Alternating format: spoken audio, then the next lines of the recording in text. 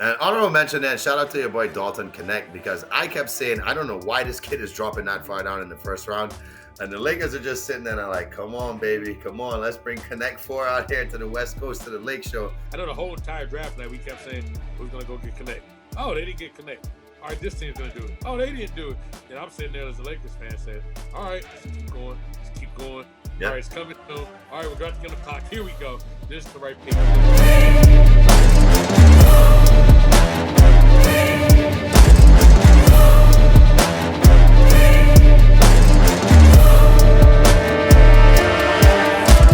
What up? Starting five, back like we never left.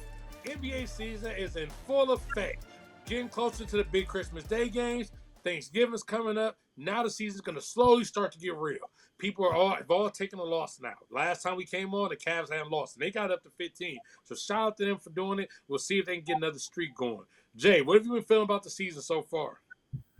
I am very happy with what we're seeing so far.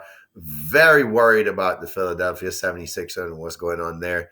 Hoping Tyrese Maxey isn't wasting time there and he should be somewhere else if that's the case. Paul George must be wondering why the hell did I leave the West Coast right now? But the East looks like it might be a two-person race. And as always, the West is the Wild Wild West. So hopefully some other team emerges from the East. But right now, Wild Wild West, baby. Let's keep it running. Yeah, it's been the Bucks, and I talked about this the other week on Quarantine. The Bucks and the Sixers, like those are two of the teams that everybody had in the top 4 or 5. Yep. There's a chance these dudes might even make the play-in, let alone the playoffs. Yep. So it's been crazy watching this, like play out. It's a lot of season left, but they got to get going quick. Paul George just recently got injured again. And Embiid already said he's not playing back-to-back. Maxey's been injured already. Then you look at the Bucks. I mean, yeah, Dame missed some time, but I don't know what's going on there. I mean, they look like a turnstile every time I watch them play defense. Well, the Bucks are big too now because Middleton he's no longer relevant. Middleton is nowhere close to all-star status. He's not even close to who you want as your third option right now for a team that's trying to make a championship push. So I see it. You feel they're gonna move him, and is he viable enough to move him and get somebody mid-season or early on where they can help turn things around?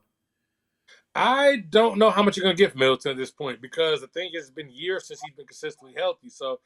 And it's one of those things where maybe you try to set Middleton off and somebody says, you know what, I'll take a chance. I think I got it. But the thing is, the teams who would do that, what are they going to be willing to give back up for Middleton, who Correct. Good chance he won't be there for your entire playoff run. So that's going to be kind of iffy. I've been kind of starting to watch a little more of like the NBA Cup, and I noticed like the second year of that. I like the fact that they changed it from the in-season tournament to NBA Cup. That's a much improvement on the name. At least it feels different. One thing that's been coming up, it came up before. If you could go make up some type of reward for the NBA Cup, what would your reward be that you would make up for the winner of the entire Cup? All right. So right now, the prize money, slight increase, I think, this year compared to last year. So it's tiered from quarterfinal losers, semifinal losers, finalists, runner-up, and then champions. So right now, it's sitting at $514. Throw it out there at $9.99, $99.99. Put it right under that milli. All right. And MVP gets that extra dollar and the MVP gets that million. Go ahead and say, let's win $1 million if your team wins. You're going to see a lot more teams push to try and get that milli. Because why not? Players say, well, I can that extra $1 million in my contract, especially those guys that are kind of sitting down, in that 10, 11, 12 spot. Imagine how much they're going to try and create that excitement around the cup and how much the higher level players are going to want to play for those guys who are not really making that much money in that 10, 11, 12 spot to maybe get, 20%, how many, $3, $4 million contracts they're signing? That's a big bonus. Yeah. That's 25% on top of what they get. So I think what you'd see is a lot more, and do it for the rookies too, right? So I feel we get a little more of a push for some better basketball if the prize goes up by almost double the amount. Yes, we're just saying is money talks in the end of the day, and that's what you're going to put. And I don't think it's necessarily bad. I mean, nobody's ever going to not go harder because there's more money being involved. So that's always like the easy go-to. And I would say give more money. But I thought, and this may be a little bit off the wall. Some people are going to like this, some people aren't. But my idea is the winner of the NBA Cup for the remaining of the rest of the season, they start every game with a 5-point advantage. Damn, that's crazy.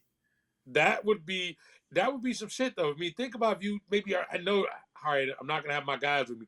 I got a 5-point boost. Now, it's not gonna kill the games where it makes it impossible. from looking at some research, the average NBA game right now is usually somewhere between 9 or 11 points on the margin in the regular season. So you Yeah. can still win. It's just now, if I'm playing that team like you played last year's Lakers, I know they're starting off a 5, so I better come out swinging because they might bury my ass. You can quickly swing a 5-point game, but I like that advantage because it gives you an incentive the rest of the year. Yeah. It gives you a leg up to help you maybe get a better playoff seed. What if you could apply it? What if you could apply it to the start of the second, third, or fourth quarter instead? Are you saying pick the quarter where you get to move your 5 points? So you pick it. So instead of starting trailing the fourth, like if you want to rest LeBron for longer to start the fourth, we'll take the 5 now. So we're not down by 9, we're down by 4. So I'm gonna sit him for another 4 minutes, and then he'll finish the game off. So you can be more. I'm not against it. It's strategic. I mean, it's strategic. Maybe you want to come out the half and say, okay, well, we made a run. We got the game down to 7. Let me go ahead and take the 5. Now we're down to 2. So I like the strategy of it. I would be down for it. I know a lot of people probably going to say, what type of ridiculous stuff are they going to start? But why not make it some type of incentive? Because now that team has some type of a star where you're like, okay, I know we better come bring you with this team because they got the 5 points in their pocket. And I know it sounds like some game show bullshit or something like that, but I just was like, hey, I can imagine last year's Lakers if they could have walked in some of those games with a 5-point advantage, and LeBron could have said, I know I got the extra 5 points in my bag. I'm older, and I'm trying to get this seed. That might have swung a couple games, and maybe they don't go to play in because what happened last year, if you remember, the Pacers and Lakers both had a very rough patch right after it. I kind of think they almost got punished for going so hard. What if you can now give them a reward for going so hard by giving them a little bit of a boost for saying, you know what, you busted your ass to win more than the money to actually win this tournament. So for me, I don't know. I kind of thought that would be dope. I guess looking at like where we're at right now with the NBA, we're starting to see a little more of the cup go out. So for you, who would you have as your Final Four right now, do you think, for the NBA Cup?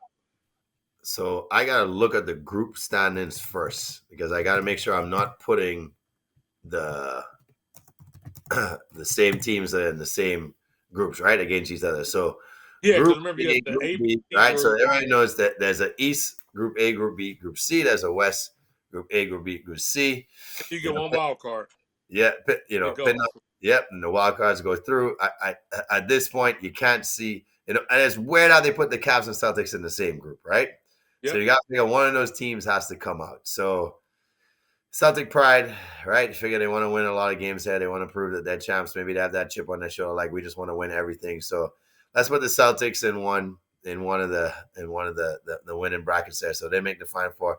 I love the way the Magic are playing. I feel like they have the biggest chip on their shoulder to prove the most, that they kind of feel like the Indiana Pacers of last year. I think the Warriors are playing a great amount of basketball right now. And somehow the Lakers just love these, this cup scenario. So Lakers, Warriors, Celtics, and Magic. Gotcha. Okay, so I had to consider what you said. The Cavs, Celtics, same thing. It was like, okay, it's going to be one of these two. I took the Cavs because I feel like they're on a mission. And the thing is, if I am not right in front of that, I believe they both have a loss. So it's going to start coming down to the margin of victory. And I feel like the Cavs are going to try to put it on a couple teams to get that margin of victory, which will give them a boost. So I got the Cavs going, and I have the Knicks, just because I know if anybody's going to try their best and they're going to fight their ass off, it's going to be Thibs. It's going to try to make the Knicks go out there and fight for this as they try to get better this season. On the West Coast, what would the NBA love to see? Why not get LeBron versus Steph again? I would say for those two specifically, they may not win the NBA Finals and we'll see again. But the thing is, I think for LeBron, he loves being able to have that extra notch. If he can go in and say, I'm a back-to-back first time ever in NBA Cup champion, because he just gets to put that as another notch, something that Jordan doesn't have. And for Steph, what better shot does he get to get than to say, okay, here's something else I can add to my repertoire too? Because both of those guys at this point are chasing ghosts. They're both top 20 all-time players. Most of us do not believe they'll probably get another championship unless somehow they decide to link up together. And, that's like an NBA dream right now. So I think those two could battle it out. So I would say Cavs, Knicks, and then Warriors, Lakers is what I would say. Okay. Speaking of that, one thing for me, when we kind of talked a little bit about this before, looking at our best edition so far. Now, I know I just talked about the Warriors. For me, Buddy Hield has been like a fucking heaven sent thing. And I know I alluded this a couple weeks ago, but Buddy Hield right now, 17 points a game. He's shooting 46% from three. And the thing is, he's coming in that second unit and just shooting his lights out. And it's Yep. been a change because the thing is, you paid him a certain amount of money. You gave him Klay. And it sucks you gave him Klay. But the reason he's such a big addition, in addition to being able to help out not having Klay there, is he brings up the second unit. Then you were able to actually go take that extra Klay money. You were able to go get more pieces. So they were able to bring in Kyle Anderson, who I think is going to be big for them down the stretch. They were able to bring in DeAnthony Melton, who's been a pretty solid player as far as being a stable person who he can play without the ball. He can play with the ball a little bit, but he can fit right in. If you go back and you sign Klay, you don't get Yep. those guys. Like you signing Hield, you're able to get a close enough simulation to what Klay gave you and go fill out the rest of your depth, which is something the Warriors have been lacking. So for me, that's been one of my favorite or best additions I've watched as far as from the offseason. What about you, Jay? Well, I'm gonna flip it and say Klay Thompson for the Mavs because everybody thought, well, is Klay done? Can he score the basketball the way he can score it? Can he actually be productive on the defensive end? And the culture of the Mavs right now is probably one of the best cultures in the NBA. Right? What do you know about their head coach? One of the smartest players in NBA history. The guy saw the game and had vision like no other. So you bring his IQ into the mix. And of course, you're going to figure out how to use one of the greatest shooters of all time, but also maybe give him a little bit of his swag back, right? Like make him feel like, hey, man, don't worry about how things ended there. Almost like you had to leave your demons and the ghost of the injury in California and then come into Dallas and let's just almost have that fresh start where you have better guard play by far, and probably a group of young guys that are more hungry than ever because they went to the finals and didn't even show up, right? It was almost like a foregone conclusion after those first 3 games of the finals. So I feel like the team has a chip on their shoulder and Klay has that chip on his shoulder. And you're seeing that, like we said, what a battle between him and Steph when he had that welcome back to Golden State. I mean, he proved to us that he still got it. And I feel like, just like the Warriors played, it was almost like they paid on pennies to get what they're getting for Buddy Hield. The Mavs went out there in terms of what players are getting paid right now. I'm not saying pennies for Klay, but both teams made the addition they needed because here's what the freaking Celtics are doing right now. They're averaging 19 threes a freaking game. What in the hell is going on in the NBA right now? So what do you need to keep up with them? Well, you got to have 3-point shooting, and both teams did the right thing. Yeah, I agree with you. For both teams, this is a good case where they needed to go apart so they could basically become an improvement. The Warriors have gotten better. The Mavericks have gotten better. If Yep. you plug in Klay last year, I'm not saying they're going to beat the Celtics, but it does make that series. It's not that lopsided. Yeah, not that slot side, but it does make it at least a closer series when you add that in there because that at least stretches the floor more. And maybe he hits a couple extra threes. Maybe his stretching the floor helps free up some space for Luka and Kyrie. I do think that is a big improvement for them. Something else I looked at, though, was looking at the Knicks in particular. We talked about people adding big additions. So the Knicks added Bridges, and that was like their big addition. Now, some people, and I was of the thought, was you sit on your hands and you wait and see what comes up from this. If you were the Knicks, do you think it was best if they would have waited to see if another superstar would have came up? Or do you think going for Bridges at that point was the right move? I didn't really understand that move. I thought like the backcourt had who they needed already, right? You have your core of the Villanova guy, like you have your guys there. They were so excited to play together. Yeah. Like, why not keep that core together? And we saw what Double D did. He wasn't too happy in his first game when he got a chance to chirp over there at the Knicks bench and tell Thibodeau, yo, you a piece of shit for doing this to me, to be honest. I was ready to make that run and give you everything. Now I'm going to give it to these guys, who, by the way, are also in a great position to make a run themselves to make the finals. So I would have waited, man. I thought that they had all the right pieces, but and then I think they knew they're going to make that cat move at some point as well, right? You can't think that they just made that move all of a sudden. There had to be talks in the works for a long time once the offseason was done, and they just had to figure out the whole contract thing and who they were going to include in the deal. So yeah, I thought they should have had a little more patience there. I think the holdup in that deal was Dante, because I think the Knicks didn't really want to give up Dante, but I think the Wolves were like, no, you're going to give him up in this trade if you're going to do this. The reason I bring this up, though, is because we talked about this earlier. The Bucks were struggled, the Sixers struggled. See, part of me, and I thought this at the time, was y'all really going to push your chips in now? You have one of the best arsenals of picks and things you can send off. in my opinion, if they would have waited, I believe right now Giannis would be trying to force his way out, and they would have had the package to actually went for Giannis. If you can go send 5 picks out for Bridges, you could have definitely sent 5 out for Giannis. Nobody else would be able to trump that deal for the Bucks. If Yep. Giannis walks in right now and says, "I want out," the Bucks have no choice. But the Mhm. Knicks basically handicapped themselves, and they said, "Okay, we gotta go for Bridges, or we gotta do the cat deal Yep. immediately." And to me, or that's where I looked and I said, why don't y'all wait with the cat or the Bridges move and just see what happens? Y'all had a solid nucleus. Let's see what and because I just could imagine if you would have put Brunson in there and you had Giannis and just figure it out from there. But it was crazy because the Knicks have been so patient the entire time. They put their chips for it. And I'm just like, eventually it's gonna be a superstar who's gonna come free. And now that y'all finally asked to trade for him, this is the time to go in. They didn't. And honorable mention then, shout out to your boy Dalton Knecht because I kept saying, I don't know why this kid is dropping that far down in the first round. And the Lakers are just sitting there and like, come on, baby, come on. Let's bring Connect 4 out here to the West Coast to the Lake Show. And yeah, that boy had himself a game this week. Yep. 6 out of 6 in the 3. LeBron's going crazy on the bench. Everybody's loving it. He's doing the Jordan shrug, right? Maybe, obviously, he shouldn't be doing the Jordan shrug, but hey, the guy's unconscious. He's like, I'm unconscious. I don't know what the hell's going on. I think by far right now, after watching that game and now seeing that, Lakers been waiting for Vanderbilt to come along, right? They're like, we need him in the Yeah. lineup. We need him in the lineup. I think Connect is the Vanderbilt they've been, they were hoping for that if he can't get healthy again. So I don't think they have to worry about that piece anymore, man. This guy is balling right now. Yeah, for Connect, I've been thrilled with that. Like I said, I thought he was. I said a possible rookie of the year, if not at least first team all rookie. Like I could definitely Yep. see that coming. That was the piece they needed. It was a steal. I know the whole entire draft night we kept saying who's gonna go get Connect. Oh, they didn't get Connect. All right, this team's gonna do it. Oh, they didn't do it.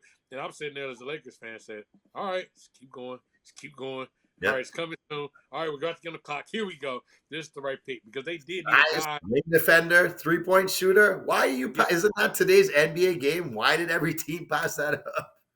And in a draft that was not a heavy draft. It wasn't a deep draft. So I just didn't get why somebody didn't take the shot on it. I mean, he could fit any team. Everybody always needs somebody to play a little bit of defense, shoot a three, and a Show guy who's not. some love for the SEC Player of the Year. Yeah, we give some love for the SEC Player of the Year. So shout out to him for that. Early, so we were just talking about the Knicks, and we talked a lot about how the Cavs, the Celtics, they basically balled out. They've clearly been the class in the East. Assuming it's not the Cavs or Celtics, what team are you looking at out the East to possibly maybe get to the finals and face one of those two teams? I don't think any right now. I mean, I don't know if you feel the same way as me, but right now I just don't see anybody putting up a fight against either of those teams. The offensive efficiency of the Cavs is unbelievable. I think right now they rank first in every category in the NBA other than 3-pointers made, which is the Boston Celtics, like we said. And the level of play of both superstars that have to step up. I mean, we saw it in the game they played this week. It was Brown and Tatum just going against uh, Darius and Spider-Man, and it was just both ends nonstop. And it's not just shooting the ball here. We figured that it would have to be a shooting affair. They played a physical game. Like they were taking the ball to the rim. They were going at each other, right? Even Donovan had a play where he threw it off the glass to himself, right? Typical Yep. athletic style, laid it in. Smart basketball. Jalen Brown had that unbelievable baby cradle late layup to kind of seal the game right there. High level basketball on both ends of the floor. Both these teams stay healthy. They have too much depth for any other team in the East. At least that's how it looks right now. Maybe if Paolo comes back, the Magic might be, the Pacers of last year, right? They're the sexy pick, that young squad that wants to make a statement. But I don't think they have it in them to beat, because Cavs already proved they could beat them last year, and was one of the best first round series. The Cavs are even better this year. And if they go against Boston, I don't think they have it in them to beat Boston in 7. But at least they can give one of those teams a push. But by far, those 3 teams are the class of the East. I mean, for me, yeah, it's definitely those two by far.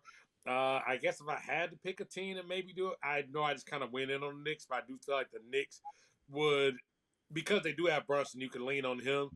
You do have some depth there. They got a lot to figure out. At Mm-hmm. Carl, he last year finally kind of stepped up when they needed. I don't know if that momentum will help kick in for him to, once they get to the playoffs. But I would say probably the Knicks, if not one of those two. I mean, if you told me to go bet my money, yeah, Cavs, Celtics clearly continue to be on a collision course for what we're going at right now. Both of them have strong home crowds. They both can play multiple ways. And that's a good thing with the Cavs and the Celtics. I mean, you figure Porzingis isn't out there right now. You add him back in. Now you got somebody in the middle. When you look at the Cavs, when they played the Celtics in that game, they didn't have LeVert, they didn't have Okoro, they didn't have Dean Wade. So you took out you took out one of their best shooters. You took out a defender who would go for Tatum and Brown and Okoro, and then LeVert is one of your better people off the bench. But then when you take out that big monster, the unicorn out there in Porzingis, he makes it a hell of a lot harder to go in that paint. Yeah, I'm So, I right. mean, as good as that game was, we still haven't even seen the best version of these two teams at all Nope. times because they still got a place to go. I mean, Atkinson's still getting his feet wet as becoming a new coach. So I would say those two because a lot of the East, the Knicks still have some growing to do. The Pacers seem to be based in the same place they were last year. Tyrese hasn't really clicked in the way he had. We got to see how far Orlando falls down without being Carroll. And then when you look at the Sixers and Bucks, it's a lot left to be desired right there. Hey, So, but how about what to be decided? Let's give a round of applause to Cade Cunningham, the new Russell Westbrook of the NBA. And if the playoffs starts, the Detroit Pistons would be in the play-in right now. Detroit basketball, for all shit we gave them, damn, they might actually have a chance.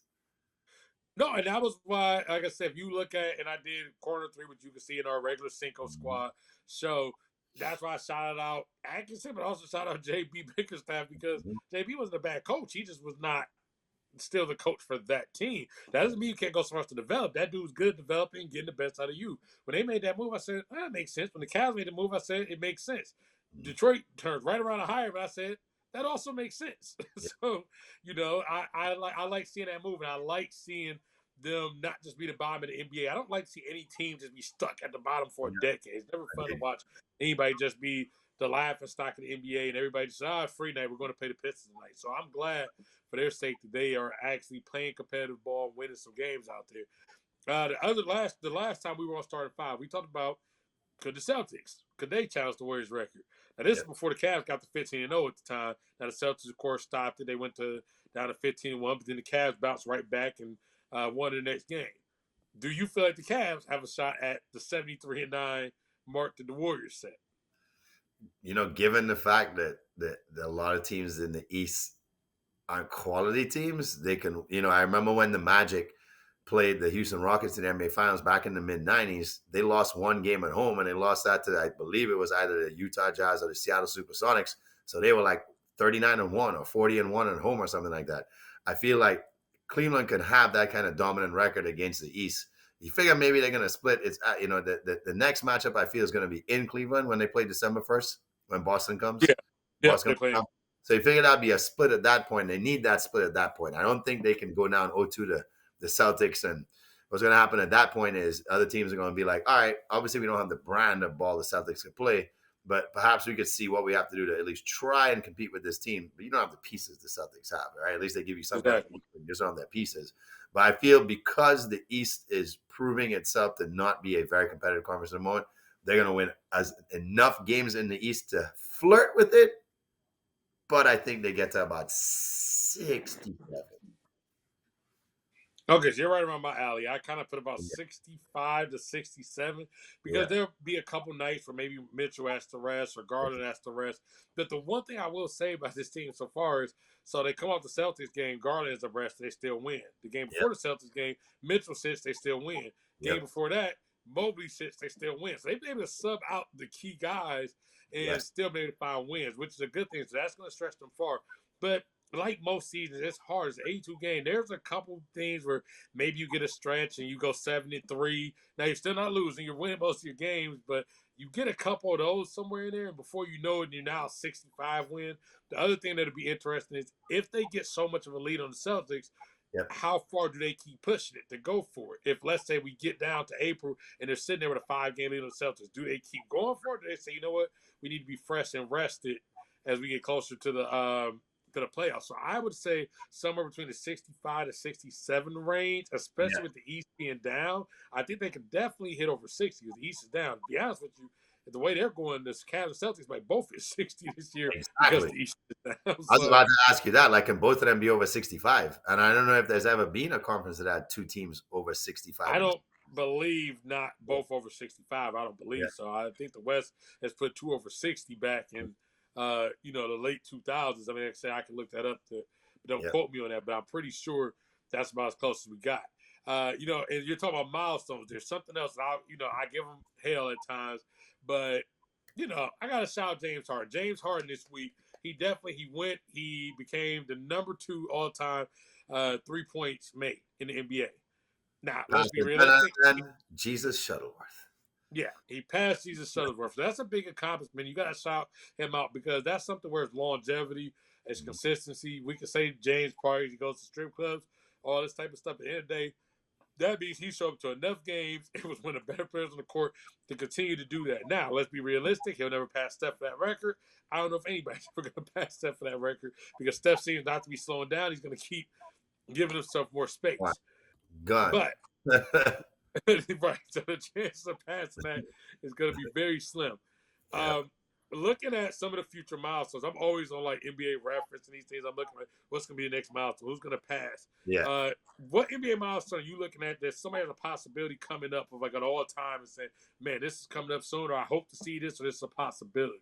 Yeah, so I feel it's the all-time assists and moving on up together, LeBron and Chris Paul, where LeBron's about 800 behind Chris Paul, right? So you say, okay, well, LeBron has to average 10 assists a game. Can he do that? He can get close to it, right? He's at 7.5 right now, right? Yeah, so that's about 7.5, 8. So if he does have 2 more years in him and Chris Paul completely slows down, how he plays any games this year, and then he's forced to retire next year, I think we'll see Chris Paul leap Jason Kidd. Nobody's passing John Stockton, but we'll see Chris Paul leap Jason Kidd for second of all time. And then if LeBron holds on to that average, he's going to shoot up the chart. And then he'll jump Jason Kidd and be right there behind Chris Paul. And then the interesting thing would be now LeBron's going to be number 2 in assists of all time because the two of them are over, I believe, 11,000. Chris Paul 11.8 and LeBron at just over 11,000. So it's more of the race of can LeBron have as much longevity to then jump Chris Paul and end up number 2 when he jumps Jason Kidd eventually, well, inevitably very soon. I mean, that would be a crazy feat to be the number 1 all-time scorer and the number 2 person at giving other people buckets to score. Yeah.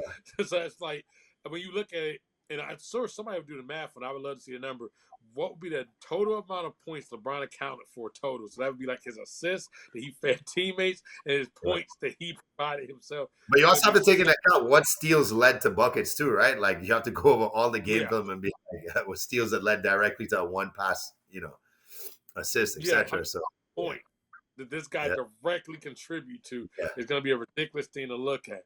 Speaking of points, he's not going to pass LeBron just because of health, but I've always tracked this for years. Always back when he was Oklahoma City, the Durant points thing. So he missed when he had the Jones fracture. That messed up some stuff. He's missed more games getting later, but at this moment, Durant is sitting at 8 on the list. So I'm really curious to see how far he climbed those teenagers. He climbed the teenage rankings quick, boy. He just shot. Because he is still moving. And so I remember watching as he got to the top 20 and said, okay, how far can he get up this list? And what I'm looking at right now is Durant is at 8 right now. He's about 3,100 points away from Jordan at 5. So if Durant can basically, let's say, roughly play 60 games per year over the next couple seasons, average about 25 points, which is very much on the table, he can realistically pass Jordan at that point. Jordan and Kobe were close. Kobe and Jordan were only about 1,400 apart. So if he gets to Jordan, that means he can get to Kobe, meaning Durant can find his way up, to at least 4 and then start to see if he can hold on to 3 or maybe, like Durant. I don't think he'll get to 2 with Kareem. But Durant, because of he can shoot, he can get a shot anywhere on the court he wants. He's a guy who I think have to change. Like most guys who may have got it another way, his game's pure already. Like there's nothing that has to change. I think it's a matter of does he stay on the right team where he is still the number 1 option most of the time? Because that's the only way he's going to average 25, right? Yeah, does he stay on the right team for that? Then does he stay healthy? Because the thing is, I think Durant's a guy, if he's healthy enough, that he's going to play into his 40s because he loves basketball that much. I don't think he's just going to walk in and say, I'm done with this. This is what he loves. Ball is life. That has been Kevin Durant. Anybody watching knows.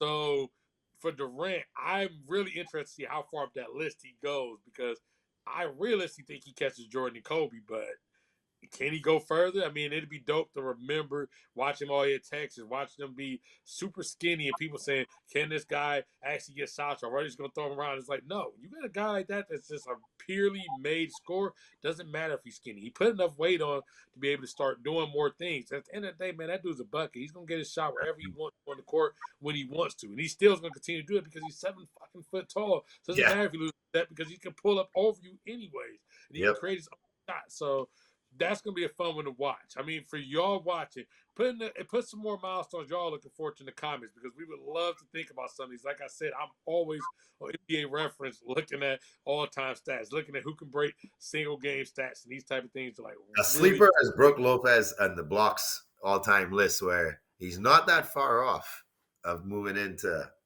some real. You know what position he is right now? I'm not sure what position is he. I didn't look at that one. I think Brook Lopez is somewhere creeping into the top 10. Let me see. Is he creeping? Okay, I'm sorry. That'd be an interesting one because that's one again going forward. Wemby, we're looking at is how fast is he going to hit these blocks and try to get his way up there over the years. Now, of course, Wemby just started, but just thinking if he starts blocking like this and we get a 10-year career. All right, here's the thing, right? He's sitting at 21 right now, but he's only so Sean Bradley, let's see. He's at 1946, and 10 would be Robert Parrish at 2361. So I don't know if he's going to get 400. That'd mean if he averages 3 a game over 80, that's 240, right? So if he plays 2 more seasons, he has a chance.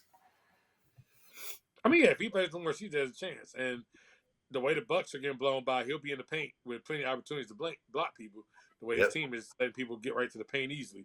Yep. But that'd be interesting to watch too because the blocks, you don't really – a lot of – the thing with the blocks that makes it hard is mostly big men, and most of these big men don't last long enough to get their way that high on the list. So even if we say hopefully Wemby can get to anybody, will his legs and knees hold up long enough for him to get there when you look at somebody like that, even looking like Dwight Howard in his day. Dwight wasn't here long enough in the NBA to get as far as he looked like he could have when you go back to like 2007 if I told you how far Dwight would end up on that list. Well, looking at that list, the most surprising name above Robert Parrish at 9 is a former, like you said, Dwight, former Orlando Magic center, Mr. Tree Rollins.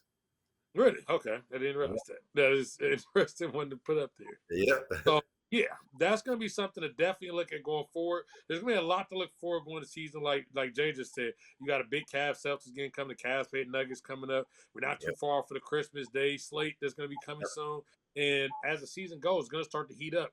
I know we referenced them again a few times this game show, but the Bucks and the Sixers. The fun thing about this is, and B can talk about that rest shit, but it look like you're going to be playing a lot of ball in the second half. You're going to be sitting at home. And the same for the Bucks. They're going to bust their ass because a lot of these teams are starting to dig holes as some of these teams are separating. When you look at the West, the Lakers have came out strong. The Suns have came out strong. So it's going to be, again, the West is going to be tight. The East, the 2 top, I think, are going to separate themselves. But 3 through play-in is going to be really tight as we go down the stretch here. What are you looking forward to? That Zachary Richey pick might be better off than people thought. And he has came out great. So I've enjoyed actually watching on League Pass saying, okay, maybe we got something here. What are you looking forward to in the next couple of weeks? I just really want to see if Cleveland can actually make another big consecutive run here. If they do beat Boston on December 1st, like we said, for teams to get to that 70, they probably have to have somewhere close to 2 almost 20-game win streaks in a season. So they can do a 15 and a 17 and be 32-1. I think at that point, we're going to have another starting 5 and be talking about, hey, this team won 32 of their first 34 or something like that.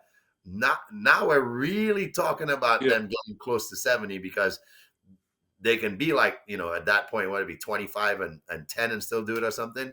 So it seems more realistic once they get, or 35 and 10 or whatever it is. So it seems more realistic they can get there if they do have another big consecutive streak. So I want to see if they can continue to play with this sort of intensity and keep up this brand of basketball that I mean, who doesn't love to see the Cavs at this point playing this brand of basketball? Who thought they would ever get back to relevance to say, can this team push to be in the finals? Figure LeBron's gone out of town. That's the only person that could ever carry this team to the finals. Maybe Spider has something else in mind. Hey, I mean, the thing is, if Spider plays this out right, he won't be the best Cavalier of all time. He can make his way to the second best Cavalier of all time if he plays hard. But coming up, there's going to be a lot more starting 5. So make sure y'all stay tuned. the more the season goes, we're going to start dropping these more and more frequently as we start to get deep into the season. We're still going to drop other content throughout the week. You'll get Corner 3. You'll get, of course, our main show, the Cinco Squad Pod, where you have the entire squad there. Make sure y'all definitely go like, comment, subscribe. Cinco Squad Pod 05. That's all of our socials. So make sure that y'all are interacting with us. We like to talk back. We like to watch the NBA just with y'all. We're on Twitter. We're talking the game there. We're online posting constant videos. So, if you got suggestions, if y'all want to come on the show, reach out. Maybe so. Maybe we'll let y'all come on the show and do a starting five with us. But here we are. NBA season's full in effect. More to come soon. Cinco Squad. Oh.